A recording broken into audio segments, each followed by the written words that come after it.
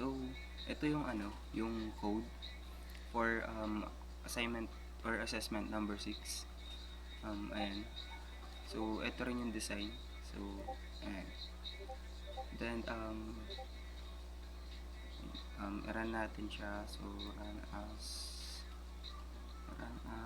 ayan. So, dito pala is automatic siya magko-connect sa database. Ayan, sa MS Word. Ayan.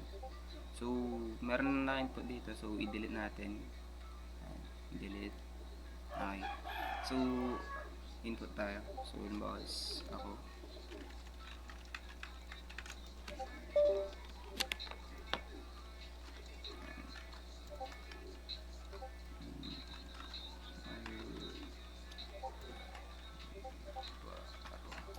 Then, yes. So, mail. Yun natin. So, birthday is 2004. 07. Then, 11.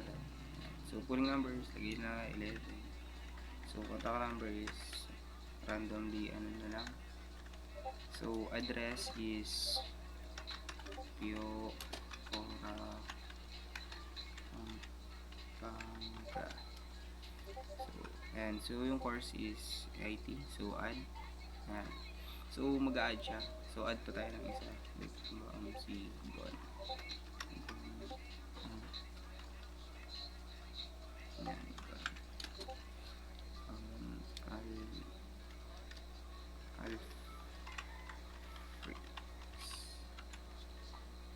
So,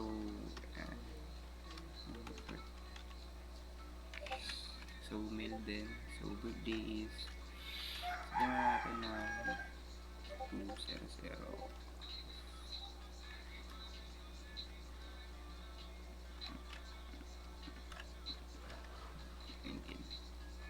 Then, yung number is 12. Contact number, random lang din.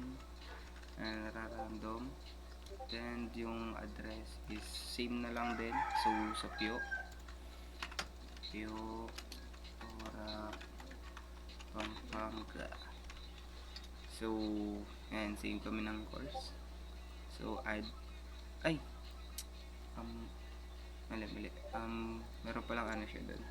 So, mag-error talaga siya. Kailangan may format. So, lagyan natin ng 0 dito sa cancel. 0. So, add. Ayan. So, mag-add siya. Then, check natin sa enrollment system. So, and student. Then, add. Makikita sila.